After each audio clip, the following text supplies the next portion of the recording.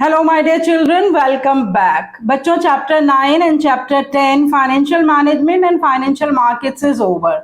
लेकिन आपको और हमें अच्छी तरह से पता है कि सिर्फ चैप्टर्स कवर अप करने से या सारे टॉपिक्स एक बार एक्सप्लेन करने से या सुनने से या समझने से सिर्फ काम नहीं हो जाता है। उन टॉपिक्स की रिवीजन भी करनी पड़ती है। उन टॉपिक्स के बारे में ये भी जानना पड़ता है कि इन चैप्टर्स में से बोर्ड एग्जाम्स में कितने क्वेश्चंस आएंगे, कितने नंबर के आएंगे, किस तरह के क्वेश्चंस आएंगे। और जैसा कि ट्रेंड है, हमेशा एक वॉल्यूम खत्म करने के बाद मैं आपके साथ क्वेश्चन एंड आंसर्स डिस्कस करती हूँ।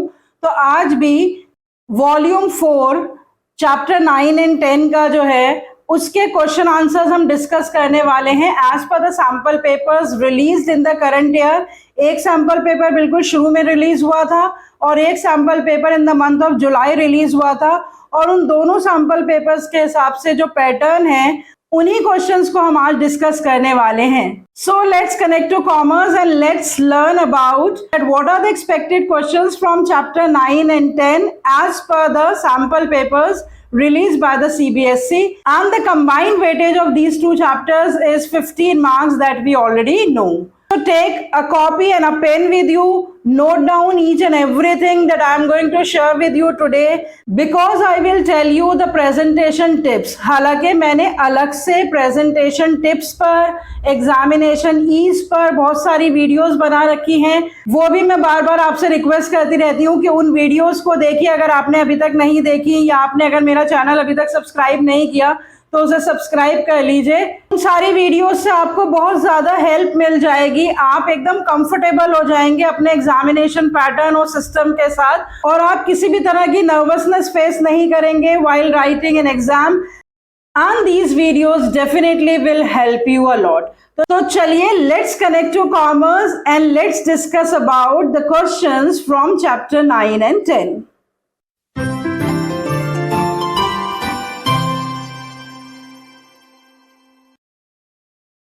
बच्चों, टोटल 7 क्वेश्चंस हमारे चैप्टर 9 और 10 में से दिए हुए हैं इन द सैंपल पेपर्स, और मैं उम्मीद करती हूँ कि इतने ही क्वेश्चंस जो हैं इसी पैटर्न के हिसाब से एनुअल एग्जाम्स में भी आएंगे।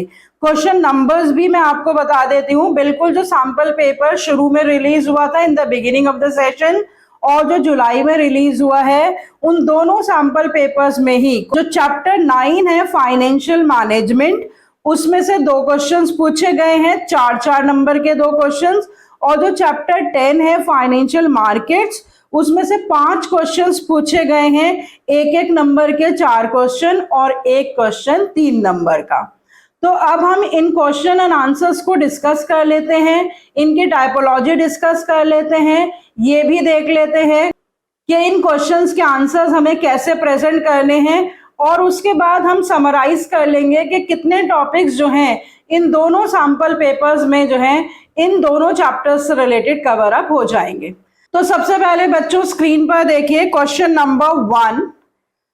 The board of directors of Medix Pharma Limited decided to issue the debentures worth rupees 40 lakhs in order to finance a major research and development project. This would increase the debt equity ratio from 1:1 to 2:1. However, at the same time, it would increase the earnings per share. अब यहाँ पे ये paragraph दे रखा और उसके बाद पूछ रखा है the reason that will justify the above situation is. 4 situations दे रखी हैं, चारों सिचुएशंस आपके सामने पढ़ देती हूँ। Unfavorable financial leverage as the financial risk will be higher. Unfavorable financial leverage as the return on investment is lower than the cost of debt. Favorable financial leverage as debt is easily available. Favorable financial leverage as ROI is higher than the cost of debt. मैंने बहुत बार बच्चों आपको बता रखा है कि जब भी हम MCQs करते हैं तो हम एलिमिनेशन थ्योरी यूज करते हैं। तो यहाँ पर जो पैराग्राफ दे रखा है उस पैराग्राफ में साफ साफ बता रखा है कि डेट इक्विटी रेशियो बढ़ गई है, लेकिन उसके बावजूद भी कंपनीज की अर्निंग पर शेयर बढ़ रही हैं। इस स्टेटमेंट से बिल्कुल क्लियर हो रहा है कि फाइनेंशियल लिवरेज जो है वो अनफेवरेबल तो बिल्कुल भी नहीं है। तो ए और बी ऑप्शन तो बिल्कुल डिलीट कर दीजिए दिमाग से, बिल्कुल एलिमिनेट कर दीजिए। अब हमारे पास बचा सी और डी। अब सी में दे रखा है कि फेवरेबल फाइनेंशियल लिवरेज है और जो रीजन है वो ये है that date is easily available, और डी में दे रखा है कि फेवरेबल फाइनेंशियल लिवरेज है और रीजन जो है कि आरओआई जो है वो higher than the cost of debt है। क्वेश्चन जब हमने पढ़ा था उसमें बता रखा है कि कंपनी इजीली जो है वो डिबेंचर्स इशू कर पा रही है, तो इसका मतलब डेट इज इजीली अवेलेबल। तो बिल्कुल क्लियर ऑप्शन हमारे सामने आ गया बच्चों। अब see favourable financial leverage as the debt is easily available. तो कितनी आसानी से हम एमसीक्यूज को कर सकते हैं। अगर हमें कॉन्सेप्ट जो कि इसमें पूछा गया है वो हमें अच्छी तरह से याद हो और हमें क्लैरिटी हो कीवर्ड्स की या की लाइंस की, जिससे हम उस कॉन्सेप्ट को आइडेंटिफाई कर पाए। So I hope this question is clear to you. Let's move on to question number 5। SEBI calls for information and issues a show cause notice to stock exchange and its officials seeking explanation in conducting audit and inquiry। कुछ याद आया बच्चों? Audit, inquiry, seeking explanation। Which function is SEBI performing? हमने SEBI के 3 types of functions कर रखे हैं, regulatory functions, protective functions and development functions। वही सारे यहां पर दे रखे हैं, A regulatory, B development, C protective and D both A and C। तो यहां पर SEBI show cause notice issue कर रहा है। सेबी जो है वो एक्सप्लेनेशन मांग रहा है after conducting audit and inquiry. तो जहां पर ऑडिट और इंक्वायरी कंडक्ट की जाती है, इसका मतलब सेबी रेगुलेट कर रहा है activities of the stock exchange की। और यहां पर कौन सा फंक्शन परफॉर्म हो रहा है सेबी का? Regulatory function. So the answer is a regulatory function. I hope it is very much clear to you. Now come to question number 16। ये 2 स्टेटमेंट्स का क्वेश्चन है जहां पे 2 स्टेटमेंट्स दे रखी है और उसके बाद ऑप्शंस दे रखे हैं। स्टेटमेंट 1 सही है और 2 फॉल्स है, स्टेटमेंट 2 सही है एंड 1 फॉल्स है, दोनों स्टेटमेंट सही हैं या दोनों स्टेटमेंट्स फॉल्स हैं। तो बहुत ध्यान से स्टेटमेंट्स को पढ़ लेते हैं। पहली स्टेटमेंट है electronic holdings can be converted into physical certificates with the process of dematerialisation. Dematerialisation को मैंने आपको एक्सप्लेन कर रखा है जब हमने trading procedure on the stock exchange किया था।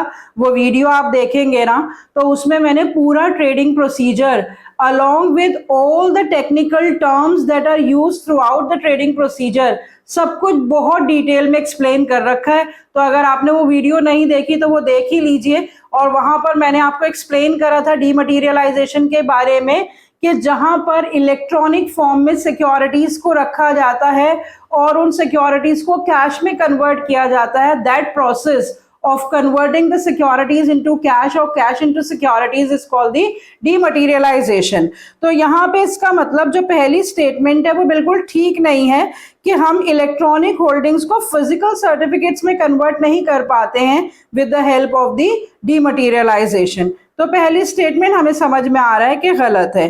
फिर स्टेटमेंट 2 है there is no danger of theft, loss of forgery of share certificates in dematerialisation. तो थेफ्ट का डेंजर तो है नहीं बच्चों, क्योंकि फिजिकल फॉर्म में तो है नहीं, सब कुछ ऑनलाइन तरीके से अटेम्प्ट किया जाता है trading procedure in the stock exchange electronic procedure में। तो यहाँ पर ये स्टेटमेंट ठीक है कि इस तरह के थेफ्ट फॉर्जरी के चांसेस जो हैं वो कम हो जाते हैं क्योंकि वो हमारे पास फिजिकल फॉर्म में होते ही नहीं है। तो यहाँ पर हमारा कौन सा ऑप्शन है जिसमें फर्स्ट रॉन्ग है और सेकंड ट्रू है? तो ये हमारा ऑप्शन है option B. Statement 2 is true and statement 1 is false. तो दोनों स्टेटमेंट हमने पढ़ ली, पहले अपने आप ही जज कर लिया कि इसमें से ट्रू फॉल्स कौन सी है और फिर उस हिसाब से हमने ऑप्शन सेलेक्ट कर लिया। तो आप आंसर लिखेंगे answer B, statement 2 is true and 1 is false. ठीक है बच्चों। अब उसके बाद एक और क्वेश्चन देख लेते हैं, 1 marker, question number 7। The allocative function of financial market helps in dash, fill in the blanks है। जब हमने चैप्टर शुरू किया था फाइनेंशियल मार्केट्स का, तो सबसे मैंने पहले ही लेक्चर में बताया था कि जो बेसिक फंक्शन होता है फाइनेंशियल मार्केट्स का वो एलोकेटिव फंक्शन होता है, जिसमें जिन लोगों के पास सरप्लस फंड्स अवेलेबल होते हैं उन लोगों से सरप्लस फंड्स को ट्रांसफर करके जो कि डेफिसिट यूनिट्स होते हैं वहां पर पहुंचाया जाता है। तो यहां पे ऑप्शंस देख लेते हैं बच्चों। Bringing transparency in the trading procedure, earning higher rate of return to the household sector, better functioning of the depository, determining the prices of the securities। यहाँ पे जो सारे ए पार्ट है या जो सी पार्ट है या जो डी पार्ट है उसमें कहीं पर भी एलोकेटिव फंक्शन की लैंग्वेज हमें दिखाई नहीं दे रही है। एलोकेटिव फंक्शन से क्या होता है, हाउस होल्ड सेक्टर है उसकी अर्निंग्स जो है वो बढ़ जाती हैं क्योंकि हाउस होल्ड सेक्टर्स की जो सरप्लस मनी उसके पास होती है वो मोस्ट प्रोडक्टिव इन्वेस्टमेंट अपॉर्चुनिटीज में चैनलाइज हो जाती है। यही फाइनेंशियल मार्केट्स का एलोकेटिव फंक्शन होता है। तो यहाँ पर करेक्ट ऑप्शन बिल्कुल साफ साफ दिख रहा है, बहुत इजी क्वेश्चन है। Answer is B, earning higher rate of return to the household sector. तो ये 4 क्वेश्चंस बच्चों एक एक नंबर के सारे सिंपल ही क्वेश्चंस थे जो हमने डिस्कस कर लिए। अब हम डिस्कस कर लेते हैं बच्चों 3 मार्कर्स जो मैंने आपको बताया था, क्वेश्चन नंबर 24। एंड ये भी बिल्कुल डायरेक्ट क्वेश्चंस हैं, किसी भी तरह की केस स्टडीज या बहुत डिफिकल्ट क्वेश्चंस जो है वो सैंपल पेपर्स में नहीं दे रखे हैं। देखिए बच्चों question number 24, state any 3 functions of the stock exchange, और उसके साथ चॉइस है state the first 3 steps involve in the screen based trading for buying and selling of securities. तो बिल्कुल ही डायरेक्ट क्वेश्चन है, मैं स्क्रीन पर ही आपके सामने आंसर शेयर कर रही हूं।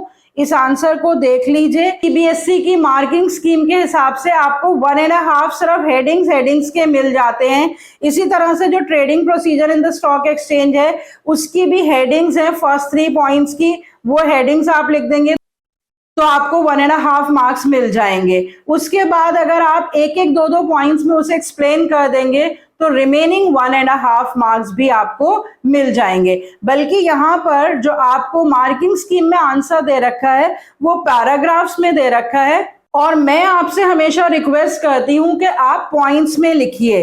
तो यहाँ पर भी जो 2 या 3 लाइनें दे रखी हैं बच्चों, इसको आप पॉइंट्स में लिख देंगे। देखिए functions on the stock exchange जो आंसर में दे रखे हैं, इन्होंने तो पूरे 6 फंक्शंस दे दिए पर हमसे 6 नहीं पूछे गए। ये बताया गया कि इसमें से आपको कोई से 3 लिखने हैं। तो हमने क्योंकि ये फंक्शंस हेडिंग्स के साथ कर रखे हैं तो आप कैसे लिखेंगे इसे, that the 3 functions of the stock exchange are. तो सबसे पहले लिखेंगे आप हेडिंग मार्केटेबिलिटी एंड लिक्विडिटी, फिर सेकेंड हेडिंग लिखेंगे determination of the prices of the securities, और थर्ड हेडिंग लिखेंगे fair and safe deal to the investors. पहले ये 3 हेडिंग्स लिख देंगे और फिर उसके बाद पॉइंट नंबर 1, पॉइंट नंबर 2 और पॉइंट नंबर 3 एक्सप्लेन करेंगे। Stock exchange provides liquidity and marketability to the existing securities by creating a continuous market where the securities are bought and sold. एक सेंटेंस ही काफी है, अगर चाहें तो दूसरा भी सेंटेंस लिख सकते हैं। It gives them the chance to invest and disinvest. फिर उसके बाद सेकंड जो हेडिंग है उसकी एक्सप्लेनेशन लिखेंगे। A stock exchange is a mechanism for constant valuation through which the prices of the securities are determined by the market forces of demand and supply। ये आपने लिख दिया कि कैसे market forces of demand and supply से stock exchanges में price determine किए जाते हैं। तीसरा पॉइंट हमने लिखा था सेफ एंड फेयर डील, उसको आप एक्सप्लेन कर देंगे। The membership of a stock exchange is well regulated and well defined according to the existing legal framework, thereby ensuring safe and fair deal to the investors in the market। तो कैसे safe and fair deal है उसको आपने एक line में explain कर दिया। तो पहले आप 3 हेडिंग्स लिखेंगे, फिर उसकी 3 पॉइंट्स की एक्सप्लेनेशन लिखेंगे, फिर उसके साथ जो चॉइस का क्वेश्चन है वो भी देख लीजिए। 3 स्टेप्स हमसे पूछे गए हैं trading procedure in the stock exchange, और मैंने आपको पूरा का पूरा प्रोसीजर जो है वो 3 स्टेजेस में डिवाइड करके बताया था। तो पहली स्टेज जो है वो प्लेसिंग द ऑर्डर की स्टेज है, दूसरी स्टेज जो है वो एग्जीक्यूशन ऑफ द ऑर्डर की है, और तीसरी स्टेज जो है वो सेटलमेंट की है। तो पहले जो 4 स्टेप्स हैं वो ऑर्डर प्लेसिंग से रिलेटेड है, 5वां और 6वां स्टेप एग्जीक्यूशन से रिलेटेड है, 7 से लेके 10 तक के स्टेप सेटलमेंट से रिलेटेड है, लेकिन हमसे सेकेंड और थर्ड स्टेज के बारे में पूछा ही नहीं गया है। सिर्फ प्लेसिंग ऑफ द ऑर्डर के 1, 2 एंड 3 स्टेप्स पूछे गए हैं। तो सबसे पहले स्टेप में तो इन्वेस्टर जो है वो ब्रोकर फाइनलाइज करता है, फिर उसके बाद वो डीमैट अकाउंट और बैंक अकाउंट खोलता है, और फिर उसके बाद वो ऑर्डर प्लेस करता है। तो ये पहले आप 3 हेडिंग्स लिख देंगे। यहाँ पे बिना हेडिंग्स के आंसर दे रखा है, पर आप अपनी हेडिंग्स खुद बना लेंगे, क्योंकि जब मैंने आपको लेक्चर एक्सप्लेन करा था मैंने हेडिंग्स के साथ किया था। तो आप 3 हेडिंग्स लिख देंगे जो मैंने अभी अभी बताई हैं, और उसके बाद लिखेंगे सेकेंड पैराग्राफ में that these steps are explained as follows. या फिर आप टेबुलर फॉर्म में कर सकते हैं कि लेफ्ट हैंड साइड पे आप हेडिंग्स लिख दीजिए और राइट हैंड साइड पे उसका एक्सप्लेनेशन लिख दीजिए। तो प्रेजेंटेशन में बार बार बताती हूँ आपको कि चाहे आप कम लिखें लेकिन आपका प्रेजेंटेशन अच्छा होना चाहिए। तो 3 ही नंबर का क्वेश्चन है, उसमें भी आपको हेडिंग लिखनी है, उसमें भी आपको पॉइंट्स में एक्सप्लेनेशन लिखनी है, पैराग्राफ में नहीं लिखनी है, और जो जो कीवर्ड्स हैं उनको अंडरलाइन भी करना है। जैसे सबसे पहले स्टेप में investor consults the broker and finalise the broker. तो सबसे पहले स्टेप में, इनिशियल स्टेप में ब्रोकर फाइनलाइज होता है, तो फाइनलाइजिंग ऑफ द ब्रोकर ये आप अंडरलाइन कर देंगे। फिर सेकंड स्टेप में आप डीमैट अकाउंट और बैंक अकाउंट को अंडरलाइन कर देंगे। थर्ड स्टेप में आप प्लेसिंग दी ऑर्डर को अंडरलाइन कर देंगे, और फिर उसके बाद जो है इनको एक्सप्लेन कर देंगे। यहाँ पर एक्सप्लेनेशन दे रखी है, बहुत सारी एक्सप्लेनेशन है, इतनी भी लिखने की जरूरत नहीं है, मैं आपके लिए पढ़ देती हूँ और जितना आपको लिखना उतना बता देती हूँ। The investor has to first approach a registered broker and enter into an agreement. He has to open a broker-client agreement and the client registration form before placing the order. He has to provide the few details like PAN number, date of birth and address, educational qualifications and occupation, residential status, bank account details, depository account details, name of any other broker with whom registered, client code number in the client registration form. The broker then opens a trading account in the name of the investor. तो है तो इसमें बहुत सारी terms underline करने वाली, लेकिन क्योंकि ये सारी चीजें फर्स्ट स्टेप की ही है इसलिए आपको ये सारा लिखना जरूरी है। और आप इसमें क्या क्या अंडरलाइन कर देंगे, ब्रोकर क्लाइंट एग्रीमेंट अंडरलाइन कर देंगे, आप इसमें underline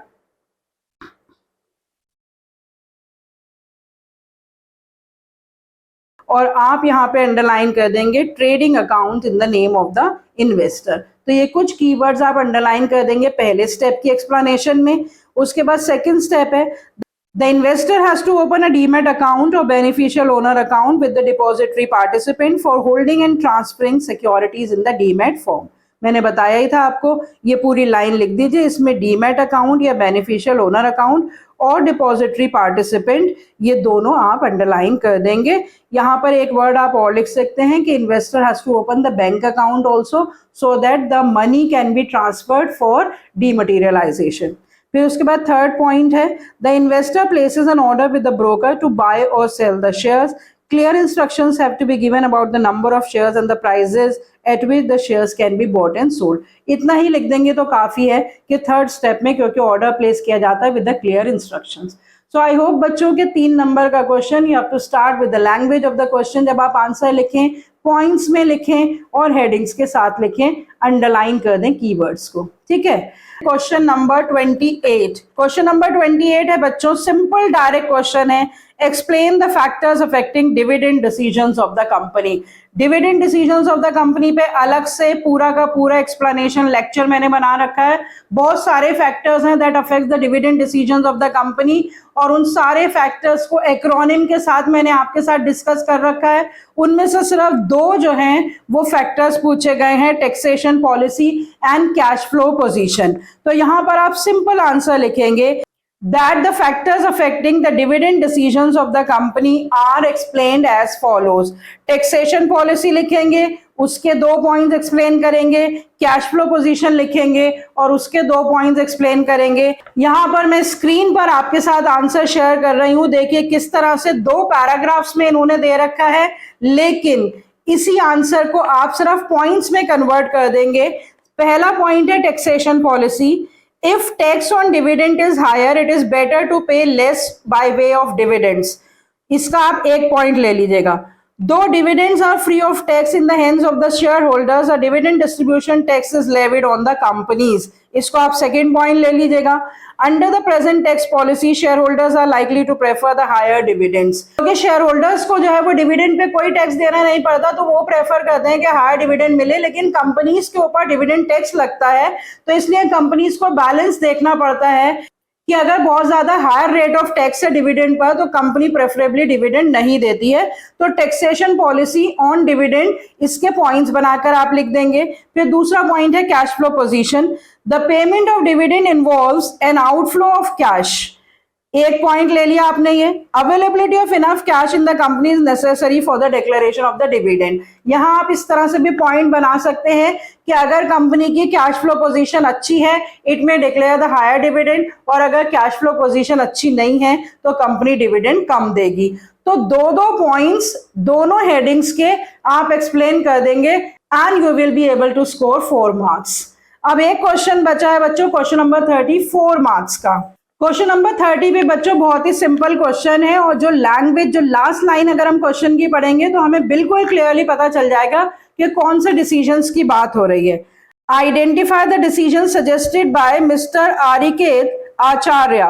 State by giving any 3 reasons as to why he must have advised his son to take the decisions with caution. कि यहाँ पे पूछा है कि पैराग्राफ पढ़ के बताइए कि क्यों जो है वो अपने सन को एडवाइस दे रहा है कि इस तरह के डिसीजंस बहुत केयर से लेने हैं. साफ समझ में आ रहा है जो बहुत ही केयरफुली डिसीजंस लिए जाते हैं वो हमने पढ़ा था most crucial decisions, investment decisions. Paragraph पढ़े बिना ही हमें समझ में आ रहा है, फिर भी पैराग्राफ पढ़ लेती हूँ. Dhaval Acharya, after acquiring a bachelor's degree on the hotel management, joins his father's chain of vegetarian restaurants in Ahmednagar. Being young and enterprising, he suggested his father to add a new section of the vegetarian bakery items, which required an investment of 5 crores. Investments की बात हो रही है.